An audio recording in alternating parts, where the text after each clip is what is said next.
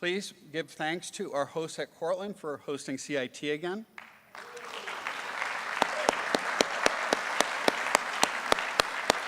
And let's not wait another 20 years for the next time. The CIT Planning Committee, if the CIT Planning Committee could just stand and be recognized.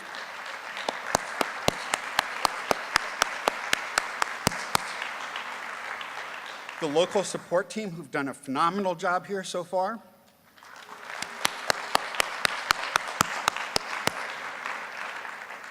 Nancy Matondo and the Center for Professional Development.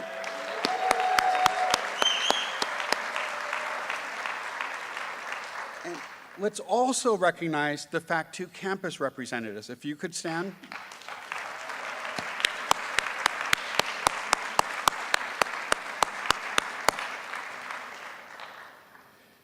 And the Fact2 Council, if you could stand.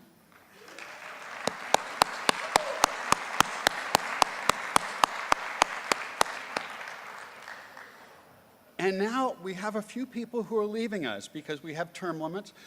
So let's have, if we could have those people come up. We have Janet Nepke, Russell Kahn, who I don't think is here, Barbara Friedman, who I don't believe is here, and Tom Mackey. So I think we have Janet. Is Janet here? Yes, we do. There we go. Okay.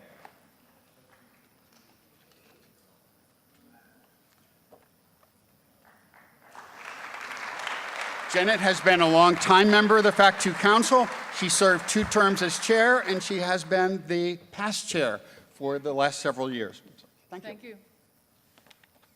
Thank you very much. And I'd also like to introduce our new council members, if they could stand as I call out their names. Kirsty, well, or raise your hand and wave. Kirsty, are you available? Kirsty Digger? Okay. Judith Littlejohn.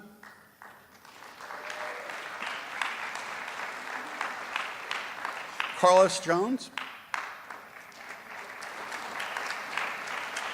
And Nan Travers.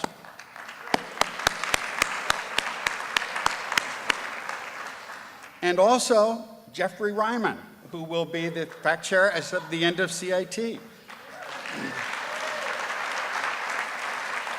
And he's already been working as co-chair. So, now I just want to make a few observations, because we have some really good speakers coming up, about higher education in a post-truth world. We're faced with a lot of challenges today.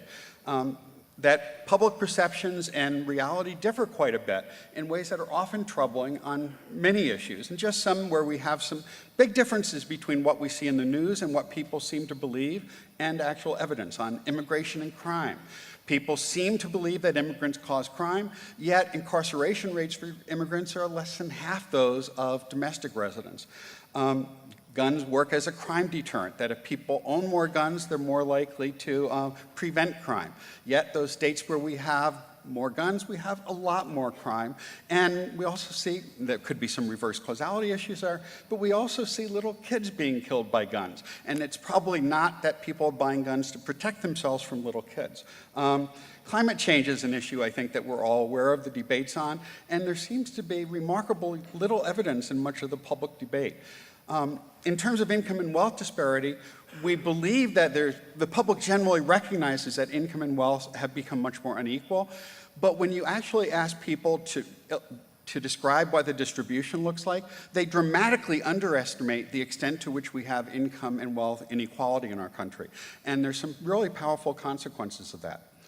And one of our jobs in higher education is to help people acquire the skills so that they could reasonably participate in these debates, so that perhaps we could have a little bit more reason and logic and evidence in many of these policy issues. And now let's talk a little bit about evidence-based education practices. When surveys are done of faculties and students, just a couple of points, most students and faculty believe that instructional materials should be provided in ways that match learning styles. Most faculty and students believe that students learn best by just rereading things over and over again. And I hope that not many of you share these thoughts, because they're clearly wrong, and the evidence on these things is overwhelming. Yet perhaps we need to do a little bit more work on building evidence-based practices into our own teaching and encouraging students to use more evidence-based practices. And let's make sure we do that in general. So there's a few things that I'd like to recommend. Make sure that you do some research on what you're teaching or how you're teaching. There's always a habit to just do things the same way that were done to us when we were students, and it's always easier to just go with the status quo. Here at CIT, there's a lot of really new and interesting teaching methods being discussed and presented, and do your own research on some of these things as well. Share that with your colleagues. If there's not research on a topic, do some work on it. There's a lot of really good topics where we could do, with all the innovation that's taking place in educational technology, there's a lot of avenues where we can explore just how effective these new tools can be. And I'd also strongly recommend that you join Barbara Oakley's Learning to Learn MOOC, and also encourage your students to do so, because it's filled with evidence-based learning methods. And there's a lot of interesting things going on in terms of higher ed, in terms of artificial intelligence. In the Horizon report, two of the things they listed as the things in the very near term are artificial intelligence and adaptive learning. We'll probably be exploring these things, or at least there's a good chance we'll be exploring these things on Fact 2 task groups next year. And if those are the topics chosen, we'll be soliciting volunteers to join us in those things. There's a lot of work that's been done by current task group on augmented, virtual, and mixed reality. There's going to be a symposium on that next fall. You'll be getting more information about that very shortly. There's a lot of work going on in SUNY and elsewhere on improved analytics to help our students be more successful in early alert systems. And one of the things, I think I made this point last year here, is that the rate of return to education is higher than pretty much any other investment. And if we want to help do something to make our society a little bit more equal, what we really need to do is perhaps help more students be successful in getting through college. And most of the growth in income inequality is attributed to the rising rate of return. So the more we can get students to be successful in making it through here, and the more we can reach people who we traditionally haven't reached as well, the better off society will be in terms of more equitable outcomes. And SUNY has been doing a lot with the growth with the large support for OER initiatives and the Excelsior Scholarship, but we also have to do the same in helping all of our students be successful in making it through the system. And now I'd like to welcome Cecilia Rattel-Zawicki from Wiley Ed Services, who is our platinum sponsor.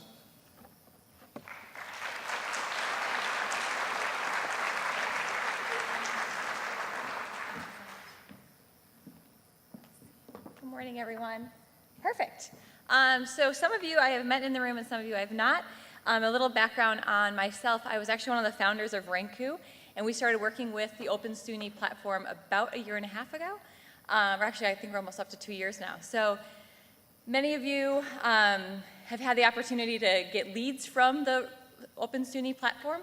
So we're going to talk about this kind of next level of partnership that we're now going to start to do and what you can do with those leads. So first off, thank you all so much for being our partner.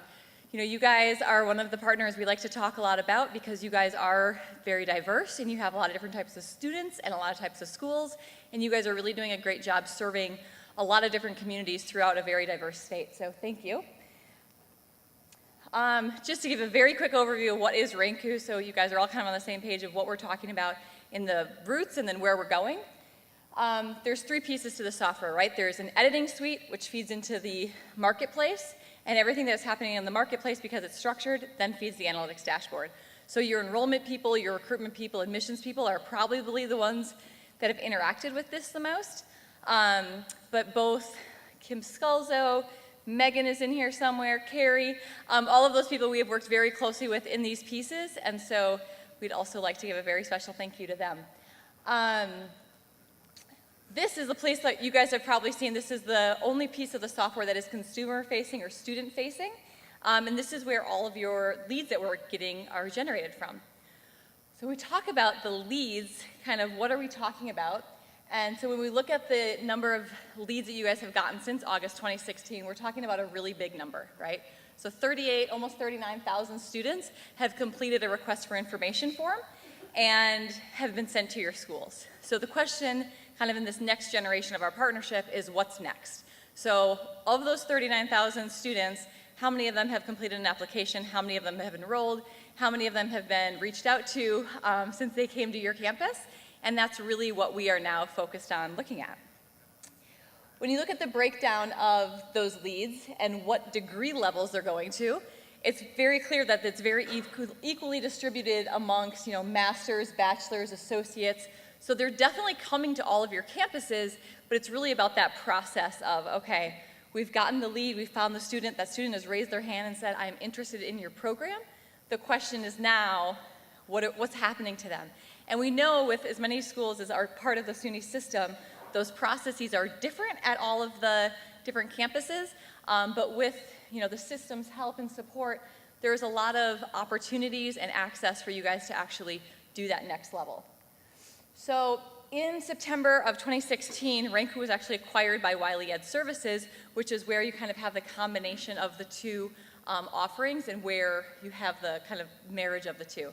So Renku is focused on that top level of the funnel where you're talking about increasing organic traffic to that platform and getting them to complete the RFI.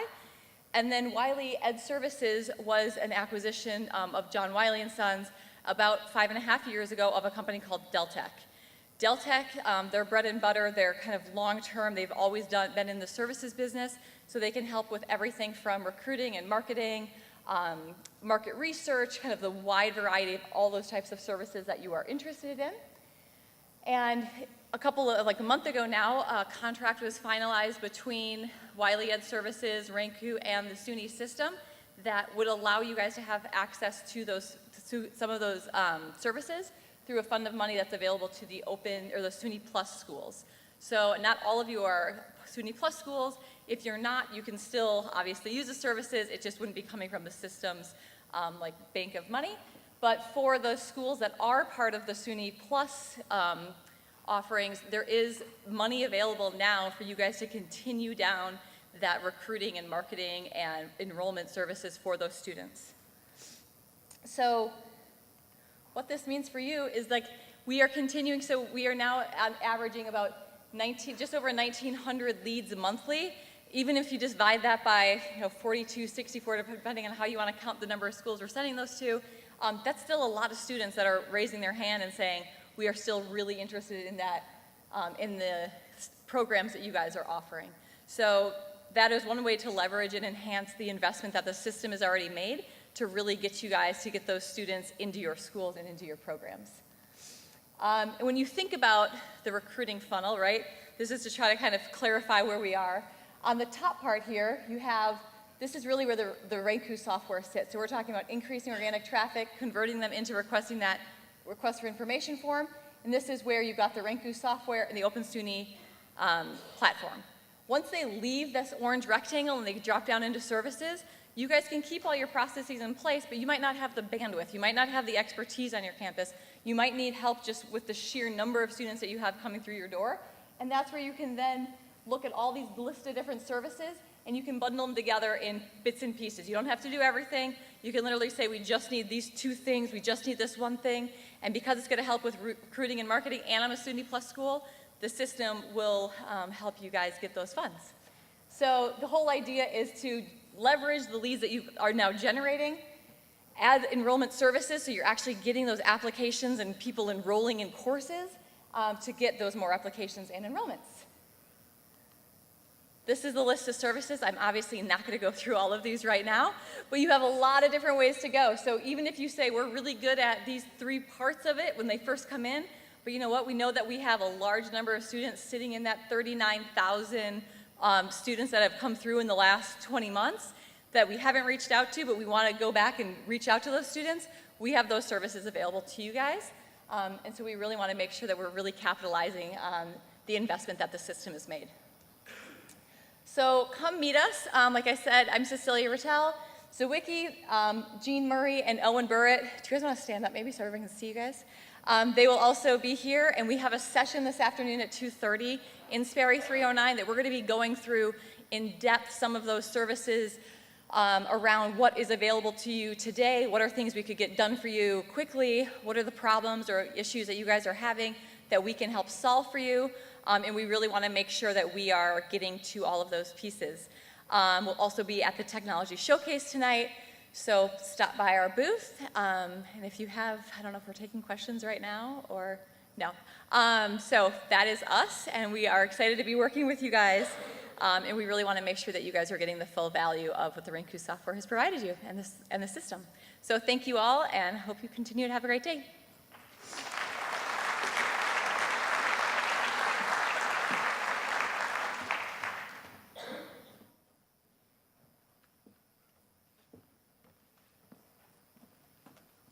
One correction, one name was left off. Frank Juncker is also leaving the council. And Frank, are you here? Could you come on up and grab your certificate? I'm sorry, I put that together a little too quickly.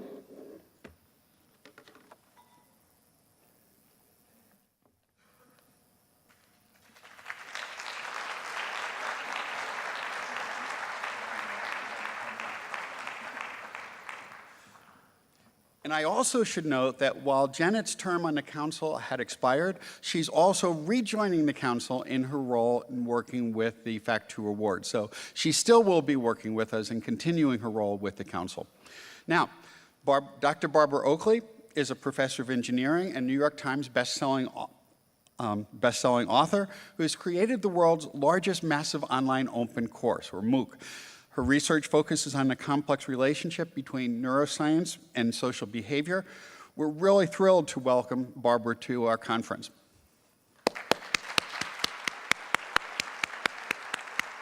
She also just won a teaching award last week, by the way.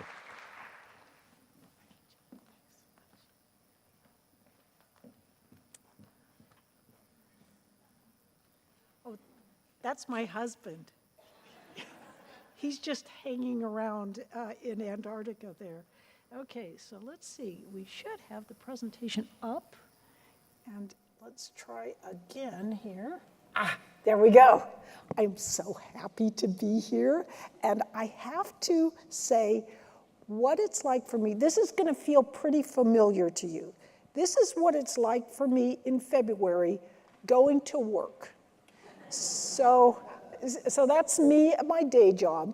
Now, the course I teach that John so kindly introduced earlier is Learning How to Learn, and my co-instructor is Terrence Sanowski. And here's Terry. He's the Francis Crick Professor at the Salk Institute. And here is Terry going to work at his day job. So that's one of the things that's really terrific about new online learning is it not only allows students of various backgrounds to get together, but it even allows professors with very different backgrounds to get together and I think teach in a way that people obviously can find enormously helpful. Now, I was shocked one day. I was invited to speak at Harvard University. Well, I'm just this little Midwestern engineering professor. Here I was invited to speak at Harvard. It's Harvard. I was very nervous. And so I walked into the room and it was packed. It was standing room only. And I thought, why is there so much interest? And it turns out that when you really look, our one little course made for less than $5,000, mostly in our basement, actually had on this order of the same number of students as all of Harvard's MOOCs put together, made for millions of dollars with hundreds of people. So what that tells you is something very important. Anybody can do it, but not everyone does it. So what I'm going to talk with you a little bit about today are some of the insights that I've gotten about how to make good online learning that people really do want to watch. I mean, there's another important aspect, I think, of online learning. What do we all really want to have is we want to have something that actually works in the online competitive world. And in this competitive world, it's sort of a funny mixture of academia with Silicon Valley, with a little bit of Hollywood. And there's actually nothing wrong with that. In fact, if you make a really good course, it's not like people say, oh, online it's not as good as face-to-face. But actually, people can love it. And I'll give you an example. So here is our older daughter. So I asked her to do a little vignette. You might wonder, how did I make a course for less than $5,000? Part of it was we had cheap bit part actors and actresses. And so she was willing to model what it was like when you're trying to learn something, really focus on it, and you want to block out sound. So it so happens she's got this gigantic set of earphones on her lap, and so it sort of emphasizes in kind of a funny way, and she was willing to look a little dorky, about how you can block out sound in order to focus more intently. Well, at that time, she was a third-year medical school student, and so she was sitting in her class, kind of like this one, with the other students around, and her professor was this esteemed cardiologist in Southeast Michigan. And he was teaching away, and he suddenly looks out at the class, spots her, and says, you were the one in the MOOC. So here's this guy who's advanced, highly professional medical doctor who's taking an online course because he's clearly getting something from that he's not getting from other sources. So online learning can provide really stellar abilities for people to reach out or to advance in their profession and also in their life that they've never had these kinds of opportunities before. Now, as academics, our biggest goal often is to have an impact. And the thing is, it's really hard as an academician to have an impact.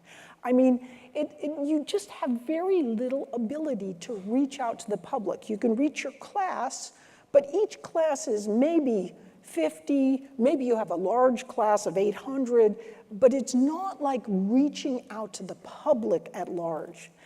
So often what academics resort to is the one way they do have of reaching out more broadly, and that is to write a nonfiction book. But what is not often known is that a typical nonfiction book sells around 250 copies a year, and in its whole lifetime, it sells 2,000 copies. So it's really, really hard to have an impact as an academician. But I'll give you a sense of what happened to me. So you may not know this, but in the publishing world, you actually, as the author, do not get to select the title of your book. So I wrote the book that the MOOC, Learning How to Learn, was based on, and the publisher titled it, A Mind for Numbers. Can you imagine a more boring title for a book? I just thought, all is lost. But at the same time, virtually the same day as the book was published, the MOOC, Learning How to Learn, came out. So several months later, I was invited to be on Science Friday with Ira Flatow, and they have 1.3 million listeners each week. And I was on the show with a fellow named Ben Carey. That's Ben Carey on the right. And Ben Carey had a book on learning that came out at almost the same time as my book. Ben Carey is a writer for the New York Times. Again, here I am, some professor in the Midwest, an engineering professor no less. Of course, we know engineering professors are quite boring. So So anyway, I get to talking with Ben Carey before the show, and of course I'm quite nervous, and we're exchanging things, ideas, and so I'm telling him a little about the MOOC, and then I begin to realize, here's this New York Times reporter, and he's actually nervous about my MOOC. And sure enough, my book has way outsold his book. So this again gives you some new information. It is that when you have a good online course, you have a better means of outreach to the public than the New York Times. It's amazing what's available to you now. So I think it helps to have a kind of an insight. I can send out an email and say, I'm going to be anywhere in the world, and I'm going to have a meetup, and people will show up there. So here's a meetup I did in Silicon Valley, and Coursera said, please do it, you're going to be in Silicon Valley. I was nervous no one would show up. 45 people show up. So I go to Singapore, South Africa, you name it, and you might think, well, it's because your course is very large, and that is true. But I will guarantee you, if you make a good course in whatever subject matter is yours, you will create this community. And wherever you might go in the world, you can meet up fellow enthusiasts for your subject matter. And it's wonderful to have the ability to create these kinds of communities. So here, this shows me I'm professionally, I'm in the Institute of Electrical Electronic Engineers, Engineering and Medicine and Biology Society. It is a tiny little society for bioengineers. And I go normally and I give my research presentations. But this is a research presentation that I gave after the MOOC came out. What you don't see is that the room, again, was packed, standing room only. So what this meant was that I looked really cool in front of my colleagues. So again, these kinds of online courses, when well made, can be a great help to your own career. MOOCs and online learning, I think that one of the great things is it provides you this incredible outreach that we really haven't had the ability to do before as professors. It gives you legs. So let's say that you publish a popular book and you're trying to reach out to the public. You may not know that your popular book will be publicized by your publisher, if your publisher is a major publisher, for about a month before and about a month after your book comes out. 2 months, that's it. So your book doesn't have an opportunity to really stay in people's eyes. But with MOOCs, it gives you legs. It gives you ability to stay in the public eye for a really long time. It's almost like having your own educational television show with endless reruns. And the only investment you really have to make is your own time in putting into actually helping to create that MOOC. Unfortunately, nowadays, universities have not yet decoded MOOCs. We're kind of in the same stage now that we were previously, like in the 1950s with computers. You know, gigantic things that are clumsy, and that's where we are now. In fact, the history of MOOCs, I'll do a quick 3-slide history of MOOCs. So here is sort of the precursor to MOOCs. We had MIT OpenCourseWare. It was a valiant attempt to really communicate instruction online. And people found it, it was wonderful, and it was also extremely problematic. And you can see why. Look, I mean, this guy's sitting there with his back to the class, is kind of writing away. That's when you really realize how totally boring typical college instruction can actually be. So then they decided, okay, we're going to do a way better job. We're going to have the person actually facing the audience, and we'll have bullet points come up beside them. I call this death by bullets. And it's always the instructor on one side, the bullets come up on the other, and they're looking, and it isn't as if they even know that the bullets are coming up beside them. Or there is a interesting and innovative twist on this, and that is, let's put pictures in. But it's very disconnected from what is actually going on. There's the instructor hitting a clicker, and then you've got some pictures going on. And then we come to what I call bookcase in the background syndrome. So this is me. Sometimes it just amazes me how many people have come up to me and they're going to make a MOOC. And they say, you know, I'm not really sure how I should frame this. It's hard to figure out how to do a MOOC. And they go, well, you know, I think I'll put a bookcase in the background. It'll make me look sort of intellectual and a little different. So don't do that. Also, the bookcase in the background syndrome, you've got all this clutter around you that's really distracting. It's not what you're teaching, it's just this clutter. And so you really want to center on what you're trying to teach.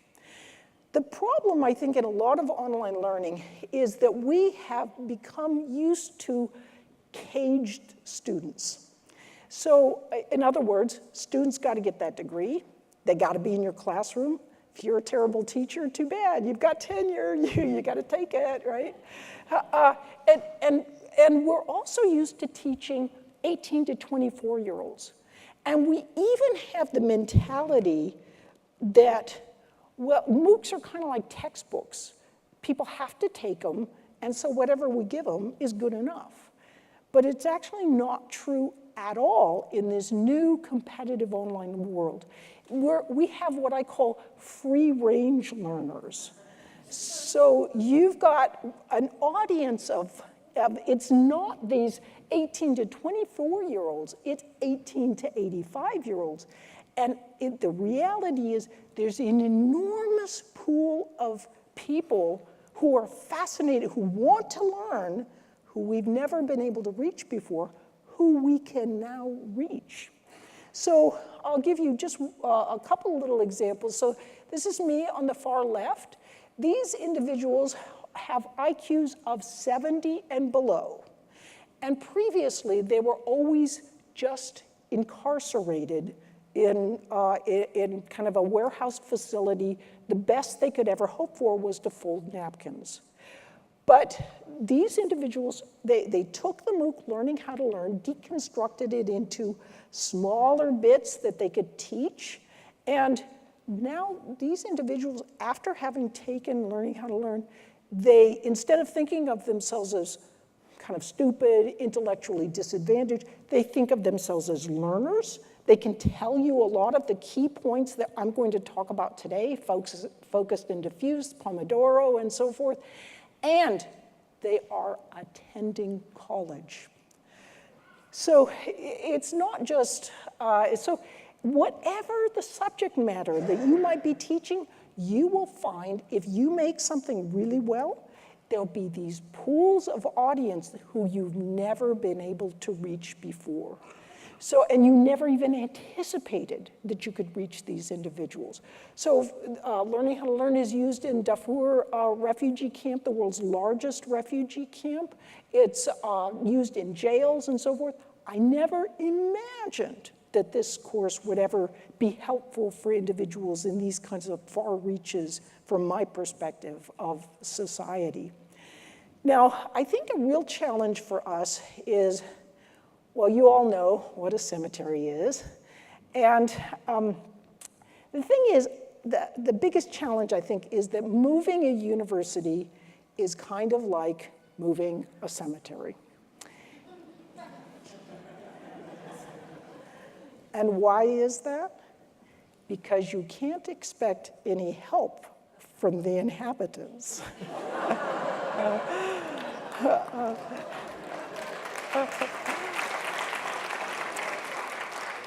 Except that I know this audience is the exception.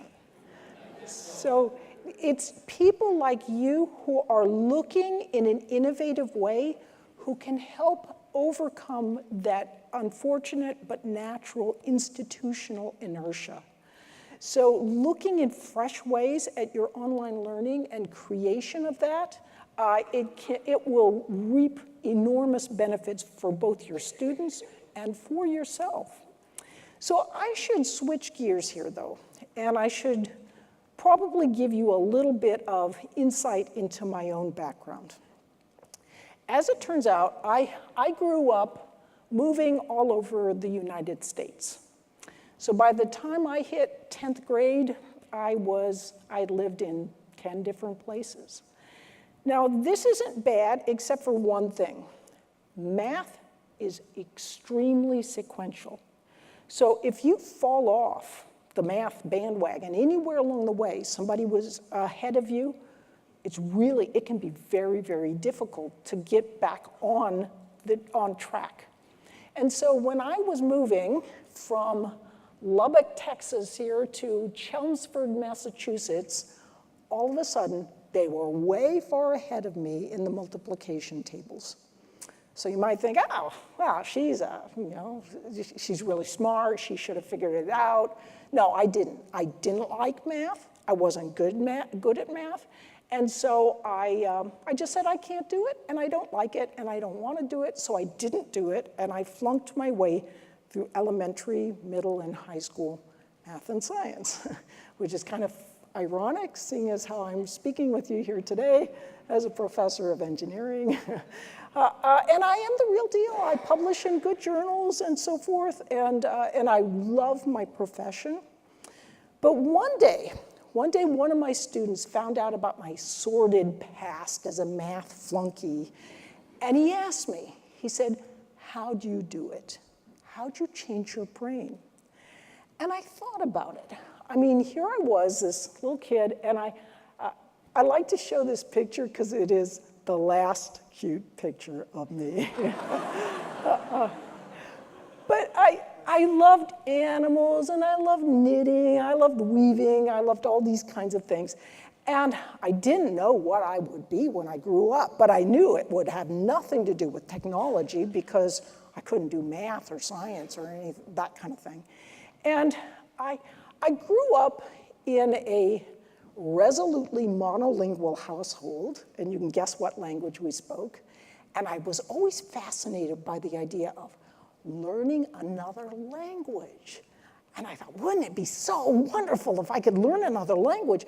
But at that time, there were not college loans easily available. I couldn't afford to go to college. But I found out there was one way to actually learn a language and get paid for it. And that was to join the Army. So there you see me looking really nervous, about to throw a grenade. And if you knew how clumsy I am, you would know why I look so nervous. But I did learn another language. I learned Russian. I ended up out on Soviet trawlers up in the Bering Sea. And I just loved seeing the world through new perspectives and having new adventures. So I also ended up at the South Pole Station in Antarctica, and that's where I met my husband. So there he is, sitting up at the front there. I always say I had to go to the end of the earth to meet that man. So I found something very interesting, though, that was surprising to me. And that was, I had done what everybody told me to do. I'd followed my passion. I'd learned a language. And here I've got this great command of Russian. I can still swear really beautifully, especially if I've had a little to drink. But to my surprise, recruiters were not banging on my door going, we've got to have your Slavic languages and literature skills. And I began to realize that by just following my passions, I'd actually kind of put myself in a career box. And a lot of the careers that I thought were pretty interesting and looked pretty exciting were closed off to me. And I remembered that I had worked with all these West Point engineers in the military. And I'd look at their books, and it looked like, kind of like a foreign language. And then I began to think, now wait a minute, aren't I supposed to be open to new perspectives and new adventures? Why don't I see if maybe I can actually reprogram my brain?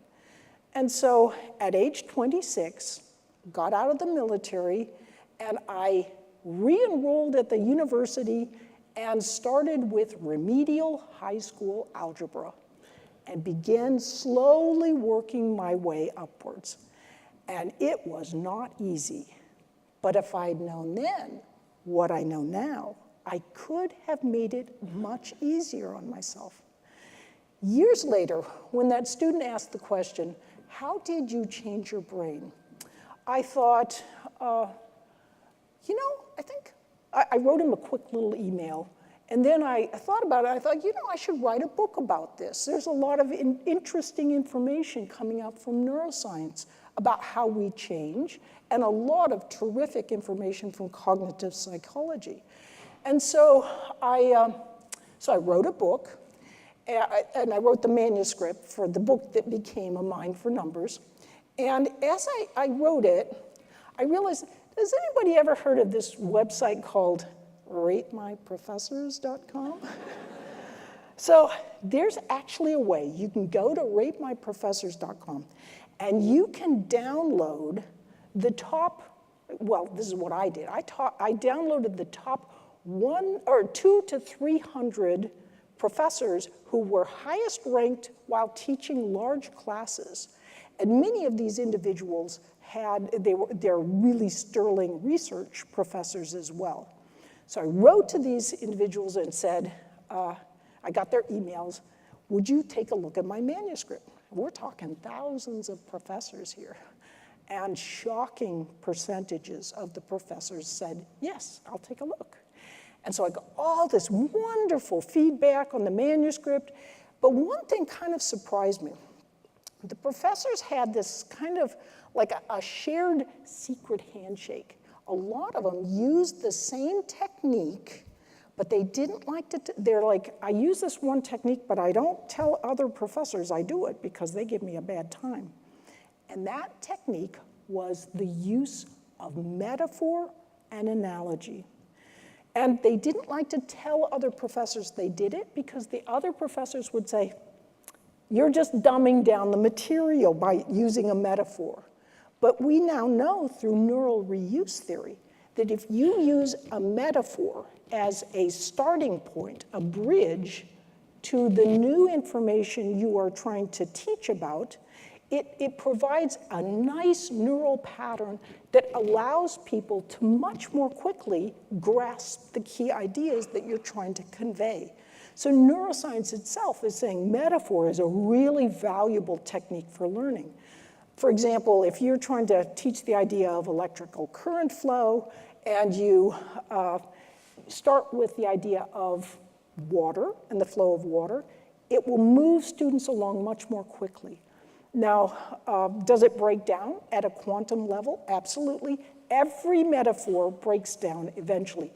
Even mathematical equations, which Emmanuel Derman, the great quant physicist turned economist, said equations themselves are simply metaphors. And so if you use metaphors to help with your teaching, it will make things go much more quickly. And when the metaphor breaks down, throw it away. Get a new one. It works great. So as I was working on the book, I reached out to top cognitive psychologists, top neuroscientists, top teachers in difficult disciplines. And of course, I myself have taught for many years in engineering. So what I'm going to share with you now are just a few key ideas from learning how to learn, and hopefully in a way that will help you improve your teaching and your online teaching. So the brain, as we know, is enormously complicated. But fortunately, we can simplify its operation to two fundamentally different modes. The first I'll call focused mode. And focused mode's just like what it sounds like. You focus, and then boom, your attention is on. Psychologists call this activation of task-positive networks. And the other mode is what I'll call diffuse mode. It's actually a set of sort of neural resting states, the most prominent of which is the default mode network. So to better understand these two modes, we're going to use a metaphor. Yes, very good. And the metaphor we're going to use is that of a pinball machine. Now, if you're of a certain age, you probably know how a pinball machine works. You just pull back on this plunger, and the ball goes boinking around, and that's how you get points. So what we're going to do is we're going to take this pinball machine, and we're going to put it right on the human brain. So you see there's the nose at the top, two little ears, and you ready for it? Okay, pinball machine on the brain. And here you see, this is an analogy for the focused mode of thinking. And in this mode, the connections are very tight, and you often have patterns that have been previously laid. For example, if you've already learned multiplication, you have a pattern or a set of patterns related to multiplication. So if I asked you to multiply 72 times 91, you might pull out a piece of paper, or if you're really good, just do it all in your head, and your brain would be moving along, your thoughts, along those patterns that had already been laid. But let's say you know a topic like multiplication, but you're learning a brand new topic, like let's say division. So here's division, but actually the reality is division's not there yet. You haven't laid the pattern, it's something you're going to learn. So you don't know where you're going to put the pattern, how to put the pattern there, or how to use it when you do get it there. So how do you learn something new? As it turns out, what you often do is you'll learn, you work at something, and then so you're working a division problem, you'll default to the multiplication because you already know that pattern, and it doesn't work, and it doesn't work, and it still doesn't work, so you get really frustrated, and you close a book, and you walk away, and you start to do something else, and finally your mind falls out of thinking on that topic, and that's when you're in the diffuse mode. So in diffuse mode, it is really physically a much broader, long-range set of connections. So when you think a thought, it can range much more widely than it can when you're in the focus mode. So you can't you can't solve a very detailed problem in diffuse mode like you can in the focus mode, but you can at least get to the new place you want to be in order to solve that problem or understand that concept. And so the diffuse mode is also a time when you are consolidating, you're making sense of whatever that material is that you've been trying to learn. So as it turns out, you can be in either focus mode or diffuse mode on a particular topic, but you can't be in both modes at the same time unless you're taking certain forms of mushrooms, and I'm not advocating that. So this is a very important idea in learning, I believe, that's often not really discussed, but if you are aware of these aspects of learning, what it does is it helps to inoculate you against feelings of frustration, or your children. How many times, for those of you who have little ones, you've probably experienced that thing where, they'll work and get really frustrated, and then they'll finally just walk away and say, I hate this. And if they know a little bit about how their brain works ahead of time, you can, when they get to that frustrated point, you can say, it's time to walk away and get into diffuse mode. It's okay. You're still going to be learning the material. So I think it's really important to understand some of these ideas of learning. Now, how would you convey this, though, in a MOOC? It's pretty simple. It's actually almost simpler than in real life. If you take a look, so this is me talking about the kinds of things I've just talked about, and notice what happens. I can actually appear full body beside my metaphor, and I can be pointing to it and making it really much more real and vivid for the students because I appear to be actually walking around within the metaphor. Now, how did I create these? The same PowerPoint I am presenting to you now, I just took a little screencast of it, and then in my basement, in front of the green screen, I'm sitting there pointing at this stuff. I can't see any of it, but I'm pointing away. I'm just acting like the weather person on TV. And it's actually, it takes a little bit of doing, but once you get the knack of it, it's pretty simple. My husband will gladly tell you how when I first began filming, I looked like I was looking into the barrel of a shotgun. I was terrified, and it was very difficult, but with more practice, it became much, much easier. So there is, I know a problem sometimes when you have lectures like these is that you have these professors who get up and they give these big theories of learning, and they're not practical for the real world. So I know what you're thinking is, oh yeah, focus and diffuse, yeah, it sounds really good, but I don't have time for that. My students don't have time for that, especially because they like to procrastinate. And we all do some procrastination because when you're focusing and working on one thing, you're not doing myriads of other things. So as I've learned with Learning How to Learn, I would say students' biggest issue in all of learning is not deliberate practice or interleaving or most of the conventional things that people talk about, not even mindset. It is procrastination. So since it's so important, I'll spend just a minute or two giving you a little insight about procrastination. As it turns out, when you even just think about something you don't like, it activates a portion of the brain that experiences pain.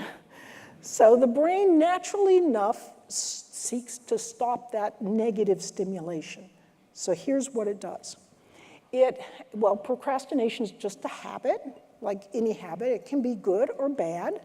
And what happens in this habit, though, is you'll look at something you don't like, you'll kind of think, ew, I don't want to do that. So you turn your attention to something more pleasant, and the result is you feel happier almost instantly.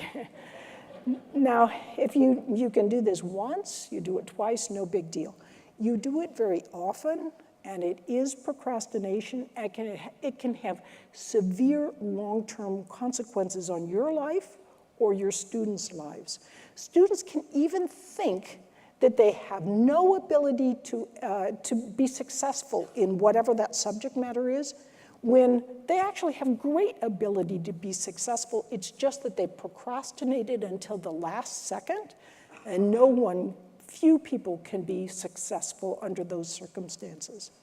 So since I'm an engineer now, we'll cut right to the chase of what people find most effective in helping them, and that is the Pomodoro technique. This is a very, very simple technique that was invented by an Italian, Francesco Cirillo, in the 1980s. And indeed, Pomodoro is Italian for tomato. And he had this wonderful little tomato-shaped timer. If you go on eBay, you can sometimes find the old original Francesco Cirillo timers, and they're so cool. So anyway, all you have to do for this technique is first turn off all distractions. It means no little ringy-dingies from your cell phone, no pop-ups on your computer, and then you set a timer for 25 minutes. And any timer will do, so you can put like, I have a little timer on my laptop that I like to use. People often have timers on their, there's apps on for your cell phone. In fact, there's a great app called Forest that people particularly like for the Pomodoro technique. And then you focus for 25 minutes. And if you're like me, here's what I do. So set my timer, because I catch myself. I'm goofing around on the internet or whatever, and I'm supposed to be working on something. And so I set a timer, I begin working, and then I am working. I am working so hard that you can almost see blood pouring from my brows. And I work away, and I'm so kind of satisfied. I know I'm working, and I look up at the clock, and I've just done 2 minutes of the Pomodoro. And my mind screams, I just can't do 23 more minutes. And what I do, it's kind of a Zen thing. I just say, okay, let that thought go right on by, return my focus to whatever I'm working on, and then I keep working on the Pomodoro. Because the reality is virtually anyone can focus for 25 minutes. And then the most important aspect of the Pomodoro is you must reward yourself at the end of the Pomodoro. And why must you reward yourself? I mean, particularly hardworking students say, well, I should just do another Pomodoro. Here's why. You learned about focus and diffuse, and you learned that learning continues in the diffuse mode. So when you're thinking, you're not learning anything. Actually, your mind is marinating on those ideas. It's consolidating and reflecting. So that bit of relaxation is actually supremely important in helping you to really master whatever you're trying to learn. So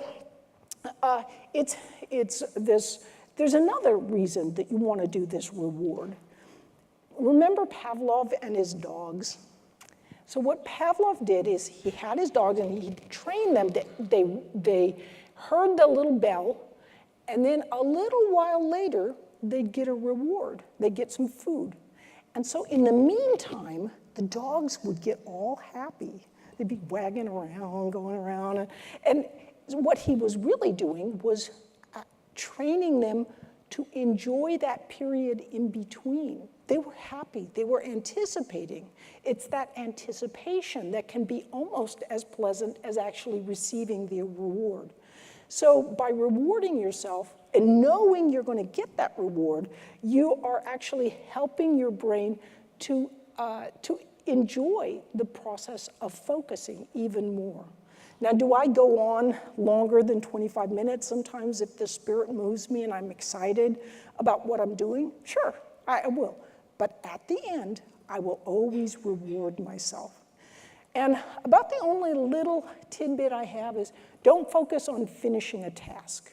So don't actually think, I'm going to grade all these homework problems, or I'm going to finish my whole homework set. Because that's activating those pain circuits. You're thinking about the thing you don't like. Just think, I'm going to do my 25 minutes. That's all I'm going to be doing. And it's really, really helpful in the Pomodoro technique. I hear so often from students in learning how to learn that it's incredibly valuable for them. So let's change a little bit, change our focus from the macro level.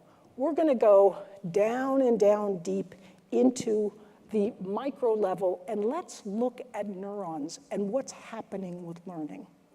So maybe to help you understand neurons better, we should use a metaphor. And so our metaphor for neuron is a space alien. And the space alien has this kind of hand hat sort of thing. That's the axon reaching out. And it has a number of legs, the dendrites, that have toes on them. They're dendritic spines.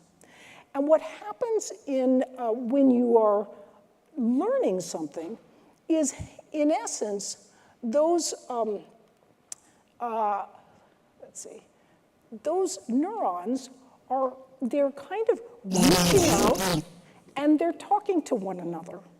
So neurons communicating is how we learn something. It's a new connection that's been formed. So neurons send signals to one another. We just learned that. But they send them through a pathway.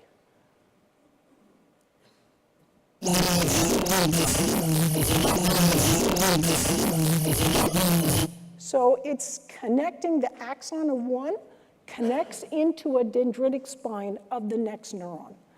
And then when you're learning something new, you're creating a set of links between the neurons. So all you've done when you've learned something new, I mean, there's quite a bit, but the essence is that you're creating a linked set, like a chain of neurons. So in this instance, we have 5 linked neurons.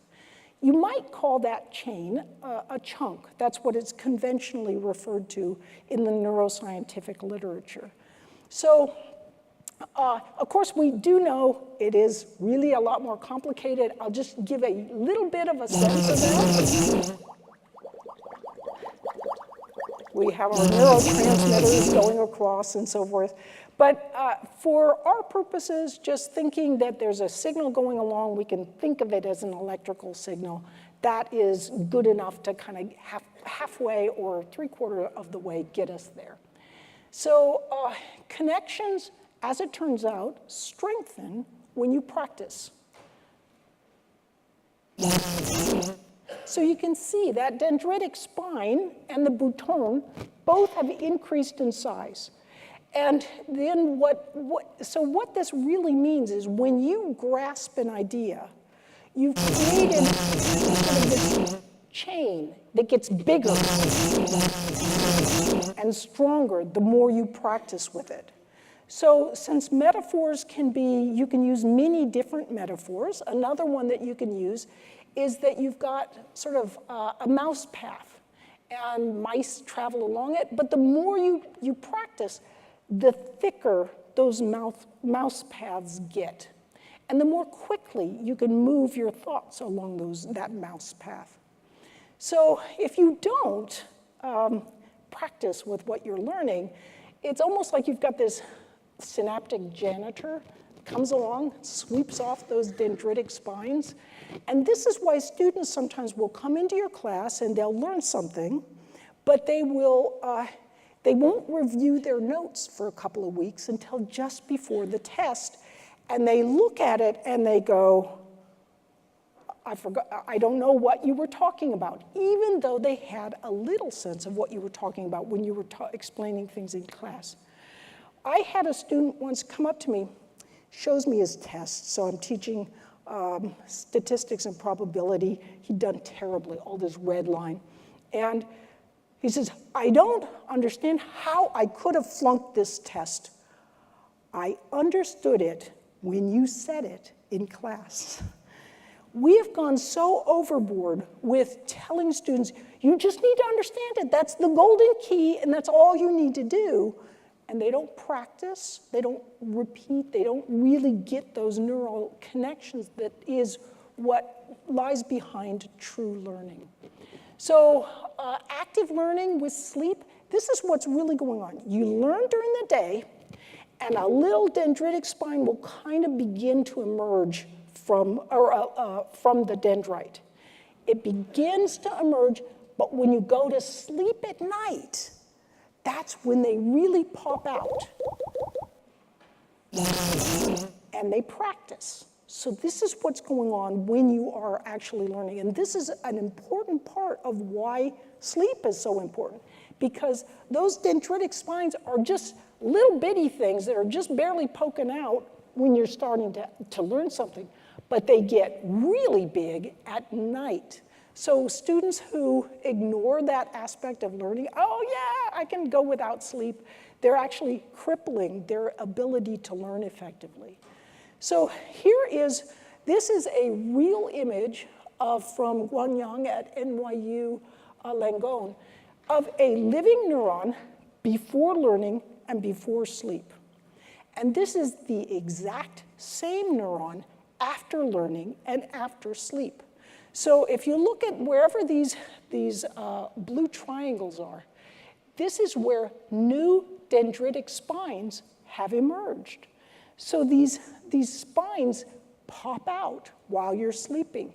This is why it's so important to practice over a number of days, because you're laying those neural patterns, and those patterns can, the more days you practice, the more those spines can emerge.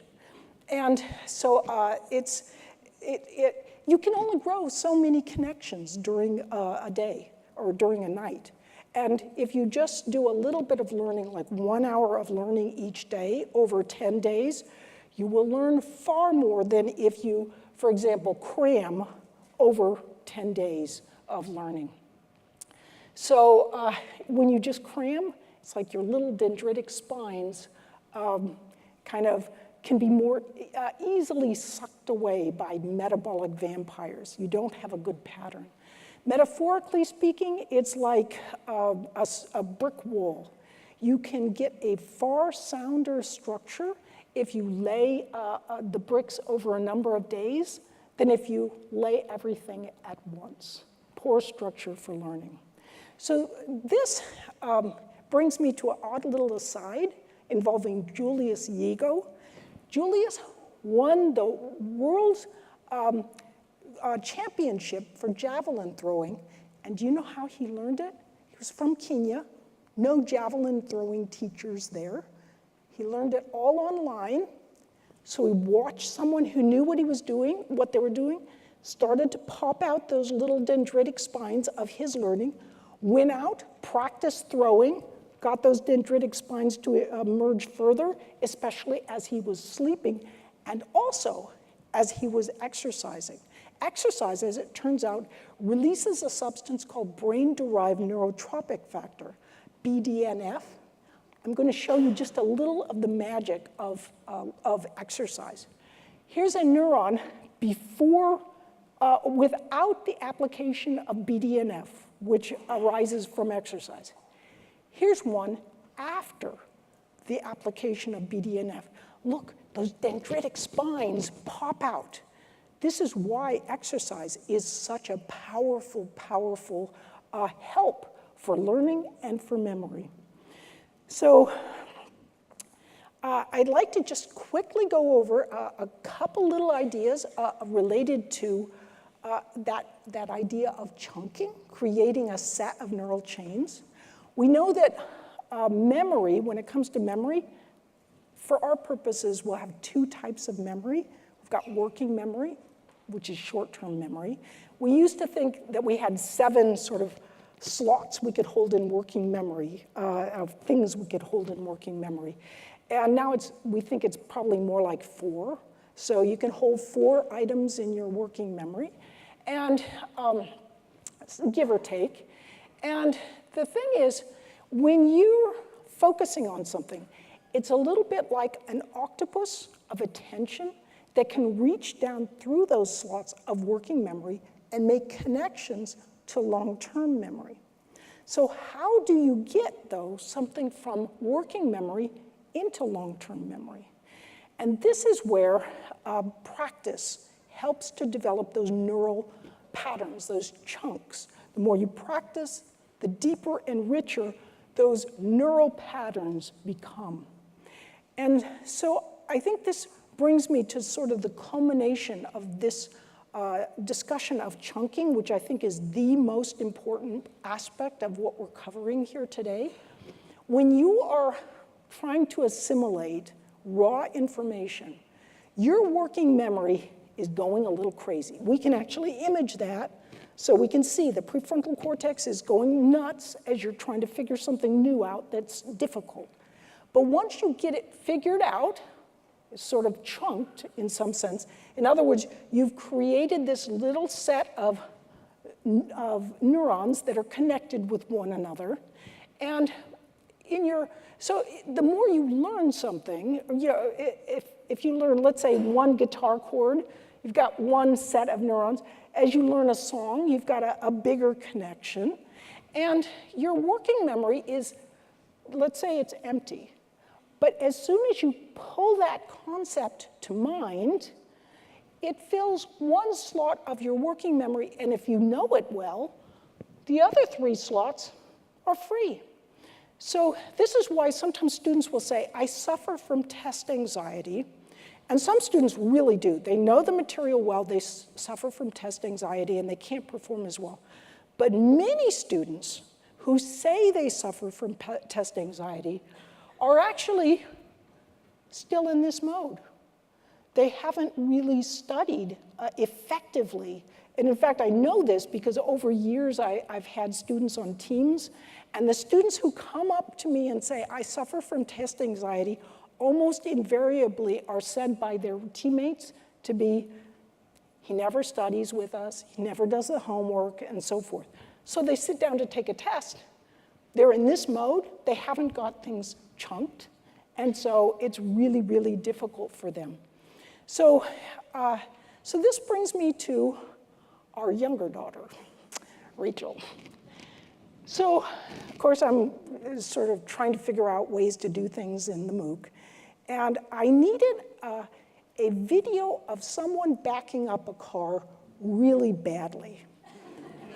Our younger daughter's like, Mom, I can do that. So watch her little face as she is emulating what it felt like to her. Look at, oh my goodness, did she look in the front? Did she look in the back? Did she look sideways? And of course, then off she goes into the ditch. But backing up a car is very much like this stage. When you're first learning to back up a car, your mind is going, which way do I look? Here and back? But once you've created that neural chunk, all you have to do is think, I want to back up a car. Pulls it in here. With these slots, you can listen to the radio, check and see if your seatbelt's fastened. It's all easy once you have chunked it. And in fact, it turns out that if you think of learning as you've got your little octopus of attention with its 4 arms, and when you want, you can use that octopus to draw a set of links into mind, so it reaches out. And the more expert you are in any topic, actually the bigger the set of links that you have. So you can connect all sorts of really difficult ideas using your working memory because you've created these chains. So when you're building your online courses, remember that chunking is key.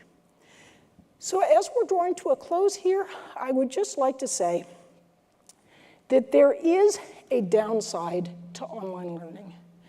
And I would be less than honest with you if I didn't talk a little bit about that. It's the fan letters.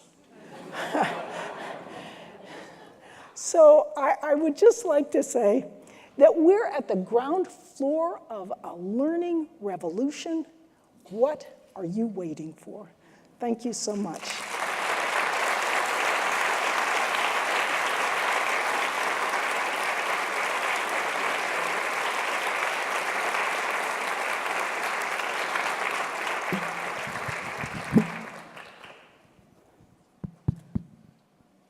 Elevating learning. Any questions?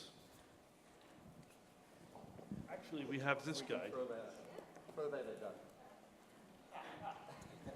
That's not my forte. Good catch. So how am I using this? Speak into the box. So with your final point about the chunking, Is that potentially oversimplifying things a little bit based on if you're considering that chain of thought, that it's not just about chunking, but it's about showing how the chunks interact to each other? So it's having some sort of bridging between the chunks. So I tried to, it's really hard in 70 minutes to kind of give a great sense. I tried to give a sense of this bridging with this final image of kind of chains that are connected together, because that is an important part of learning. It's sort of like the next step up. Once you've created those chains, you're creating new chains that are interconnected. And I totally agree. I think that's an important part. I just can only cover so much. I just wanted to make sure I wasn't missing something. No. I'd drive you all crazy if I went into all the details.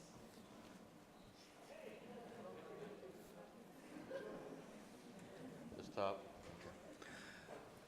When you're developing these analogies and metaphors, is it important to take into account the grade, the course level of the material you're presenting, i.e. if you're presenting this to freshmen at 100 level vis-a-vis, say, presenting it to seniors at the 400 level, do you need to take into account as you're trying to craft the metaphors, as you're trying to do this?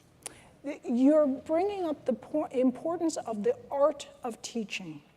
So the art of teaching is you also need to understand how relevant is your metaphor to the audience you're trying to reach. If I'm in China, for example, I'll use different metaphors. So, for example, sometimes I use a zombie metaphor. You don't use a zombie. Zombie are icky in China. They use little devils there. But absolutely, you're going to use different metaphors for graduate level engineering class as opposed to introductory, or a graduate level history class as opposed to introductory. So it's the art of teaching. One thing I should note is that good metaphors can sometimes be really hard to find. And so part of the art of teaching is learning of other teachers' really good metaphors and ripping them off so you can also use them. So be a metaphor junkie, and really good metaphors, they can be so powerful, but also sometimes very difficult to find, especially that are relevant to the audience you're trying to reach. So I think you're bringing up a very important point here, that different metaphors for different audiences at different levels, and that is part of the art of, that's why they'll never really be able to replace teachers. Question?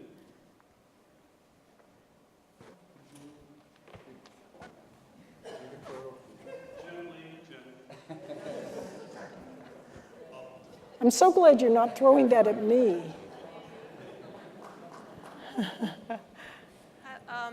Hi, I'm curious about your MOOC. Well, I've taken both of your MOOCs, so I'll disclose that, and I am a big fan. I never wrote you a letter, though.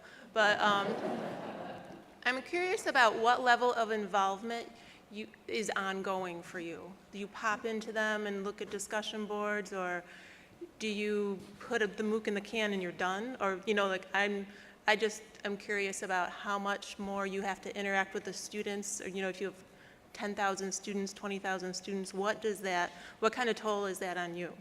Oh, very good question. I would say that the toll is minuscule. Once I got the course working well, I have mentors that handle many of the problems that might arise, and they're actually very few we've got the quiz questions refined, everything is. Actually, the only real involvement I have is that each week I write a Cheery Friday email that goes out to all members of the current platform. So it means 1.3 million students it goes out to every Friday. And have you ever had that feeling where, you're like gonna send an email and you're going, should I really send it?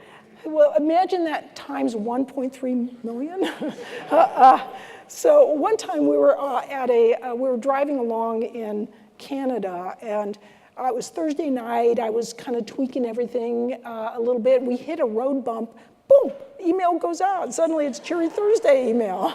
But actually that's my real involvement, which is actually a great way to be involved because I recommend books, often related to learning or a wide variety of things. So that keeps me learning or reading a new book every week. I have to be really careful about answering on forums because if I answer on a forum, everyone else with fantastic posts is going to say, she answered that one, how come she didn't answer me? So I have to be really careful with that kind of thing. But it's actually about as seamless and low drain on my time as you could possibly imagine. Thank you.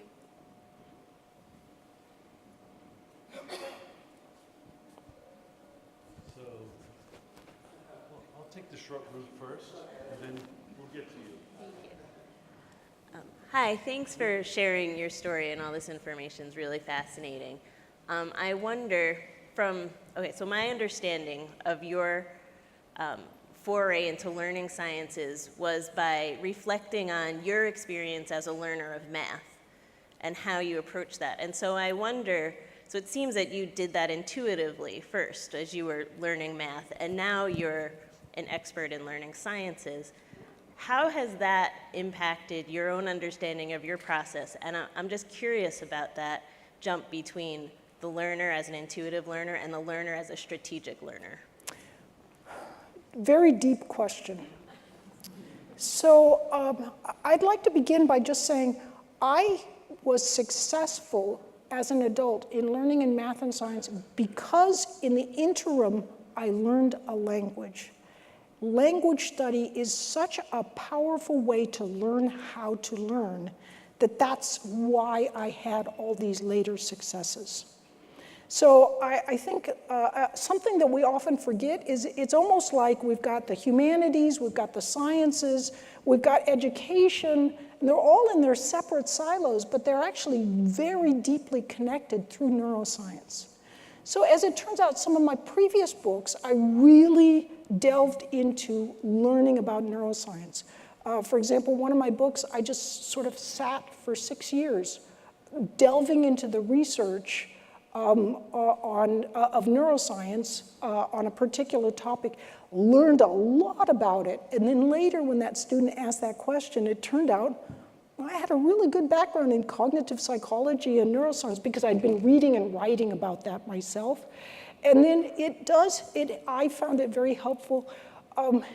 The subject that people find the most difficult often involve science, technology, engineering, and math.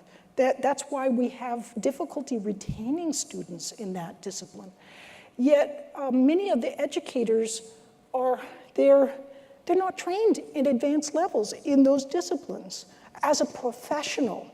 And so it means that educators are kind of teaching about a topic from a general sense, but they themselves they don't know which parts of what they're talking about don't apply and what does apply. And so I think it was really helpful for me that I had a pretty solid understanding of neuroscience and psychology, and then, but I myself have also taught as an advanced practitioner in engineering. So I think if you combine all those backgrounds together, plus I have it all grew from the humanities and my background in the humanities. When you put it all together, it's just kind of a fluky confluence, but I think it all turned out to be very helpful in allowing me to see and bridge ideas in learning in a little bit of a different way. Lou, I know you spoke a little bit about individuals that have low IQs and how you worked with them. My question is, how does the system of chunking work with people with developmental issues and also maybe those who may have brain injuries? For example, do you have military individuals who have had these sorts of issues where they go into combat and come back with these sorts of issues? You might be interested to know that the individual who asked me that original question, how did you change your brain, was one of my engineering students who had suffered traumatic brain injury when he was in Iraq. And he had originally, he'd come back and had terrible problems focusing. But he went to learn to become a technologist. So he was an electrical technician.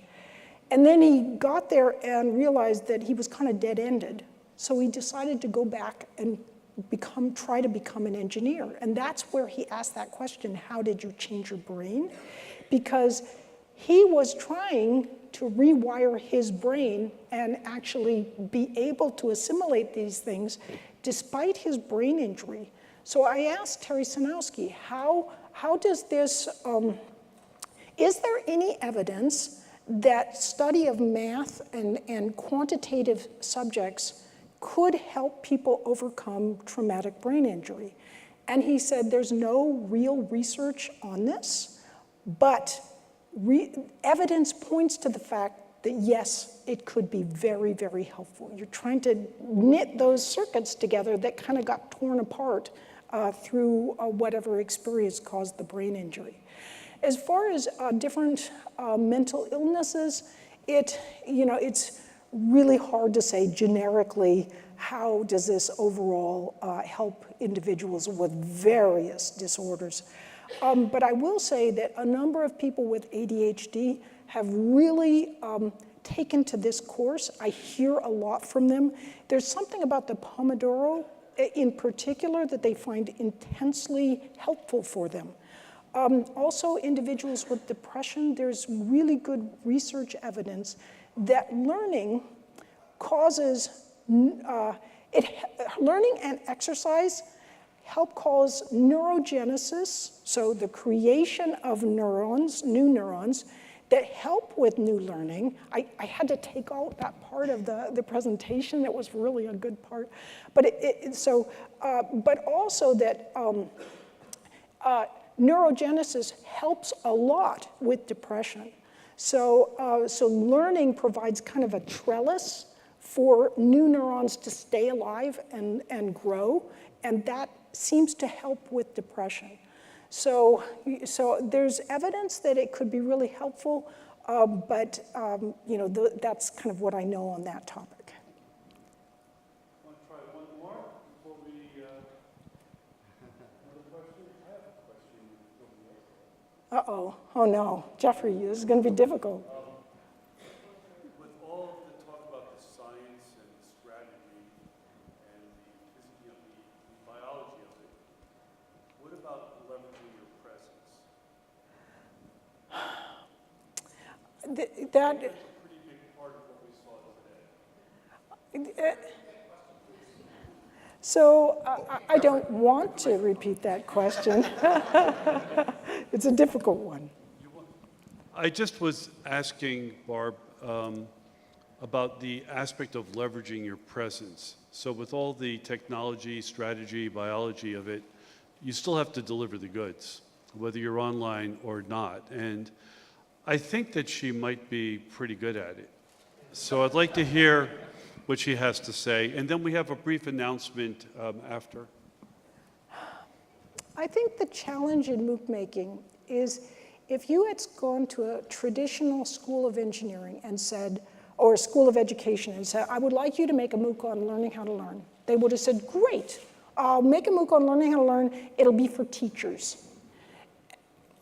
But if you said, no, actually, ordinary people are interested in learning how to learn, what you probably would have gotten is a MOOC with 2 weeks on the history of education, 2 weeks on theories of education, 2 weeks on how babies learn, and maybe a little bit at the end on how people really learn, but no neuroscience, just a tiny lecture because it's too hard. So what we did in our MOOC was we turned that all on its head. We gave you, this is some pretty deep neuroscience. Are there more details? Absolutely, but you went really far deeper than probably many of you have gone before. And we conveyed these ideas in a really simple and easy to understand format. So I think as much as presence, being innovative in how you look at things, sort of crawling out from your discipline, using the real world with real world examples. That is part of my presence. And I think that often instructors, they just are restricted to the standard pedagogy instead of thinking in a bigger picture way. And the great teachers I've met often think in a little bit of a bigger picture way, and they're able to bring in insights from real life. And so that's what I try to do, and I think that's what we all can do, and it makes it so much more valuable and practically impacting for students. Thank you so much. Well, thank you.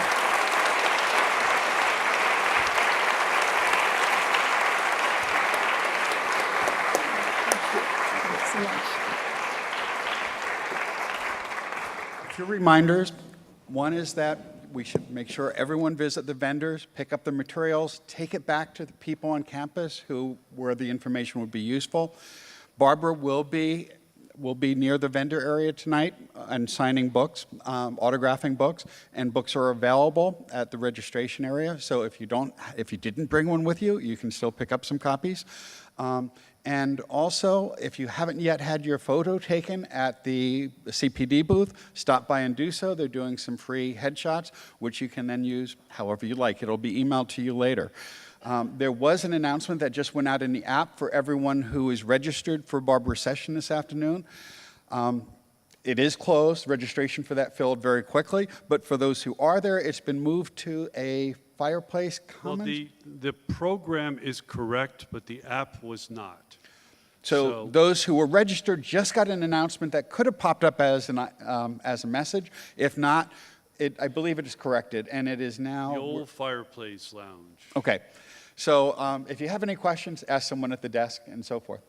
And I think that's it. Yeah, and jog over to the Student Center later so that you will be much more capable of learning what happens. Get that exercise in there. It's a good walk. Okay, thank you. Enjoy your lunch.